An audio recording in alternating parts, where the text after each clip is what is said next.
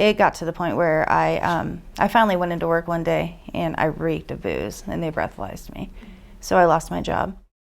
And my ex and I had split. My ex and I were together forever. We split over my drinking. And my lease was coming up on my apartment. I couldn't afford to renew. I'd gotten behind on everything. I was becoming financially destitute because of losing my job. And a friend offered me a ride in his truck around and a little bit of money to teach him how to use the computerized logging systems, and that I could bring my dog with me. So I didn't know what I was going to do in the future, but I knew I had to figure something out. I knew that I had to quit drinking. I'd known that for a long time. I'd already been to rehab for alcohol at that point. I went into 34 days of inpatient treatment for drinking, and I was still drinking. And so I ended up riding in that semi-truck for 3 months, and then figuring out that I needed to find a place to live if I was ever going to have a future life. I couldn't ride in the truck forever. And that's when I called Angie's house. I Googled pet-friendly halfway house because I thought that living in a sober living environment would be a way that I could quit drinking. I'd been on my own so long that I was my only boss, and I needed other people around to hold me accountable. And I Googled pet-friendly halfway house, and the first thing that came up was Angie's house in Cottonwood, Arizona. And I called the number and Angie answered. And I told her about myself and my dog Gladys over the phone. I was states away in California, and she agreed that I could move in right there over the phone. Accepted my 90-pound dog over the phone. It was amazing. My dad had agreed to pay for a couple months of a halfway house. That was my way out, but he didn't think there was a way I could find one that would allow Gladys to come with me.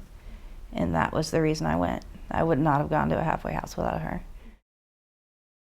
Yeah, it was super helpful when I first got here. The house, Angie's house, the one that I lived in on 13th Street, is located, I didn't have a car when I came here. I'd left my car in Tennessee.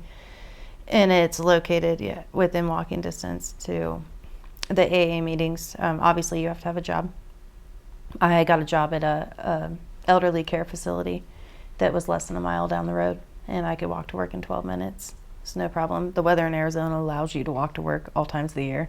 So you can buy groceries. It's not even maybe a 12-minute walk to Dollar General. It's super centrally located within the Cottonwood area. I don't know what would have happened had I not found Angie. I don't think there would have been, unless there happens to be another Angie out there that does the same thing in another state, but I'm doubting that.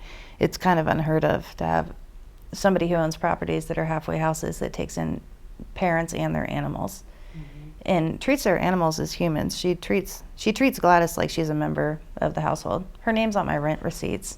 Like, she writes Jackie and Gladys. And so, I wouldn't have left my dog, so I probably wouldn't have quit drinking. I'd given myself rhabdomyolysis. I've had pancreatitis multiple times. I weighed 111 pounds when I left Tennessee.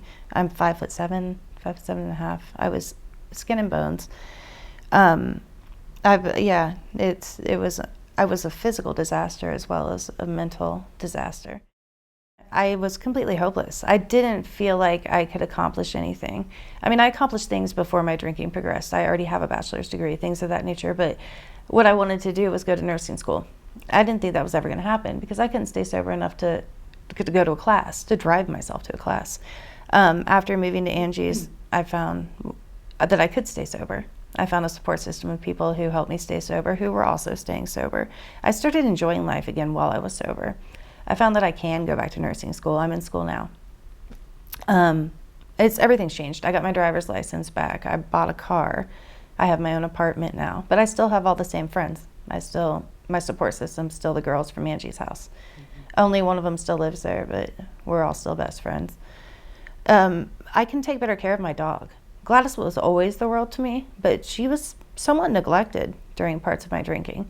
You know, if I had to take a taxi cab to the liquor store and didn't have the money to have him stop for pet food, Gladys ate whatever was around. Like, I wasn't always the best pet mom when I was drunk, which is the most embarrassing thing. But she, I have the money and the means and the ability now to get her the best medical care that she needs. It's absolutely everything. I'm most grateful for the people in my life now. I'm most grateful for I was a complete isolated alcoholic. I didn't spend time with anyone at all. And so now the people in my life, Angie's in my life, my friends that I made at the house, they're all in my life. I'm grateful to be able to be present in Gladys's life. I'm grateful for my relationships improved with my father tenfold. And I talk to him almost every single day now because he can talk to me sober every day. You know, there's no, I'm grateful that I don't have the anxiety I had when I used to wake up hungover or just worried about what I had done the day before. I mean, the peace of mind. I quit biting my nails. I turned 40 and quit biting my nails, and I think it's just because my anxiety went down because I'm not drunk all the time. I work for hospice now.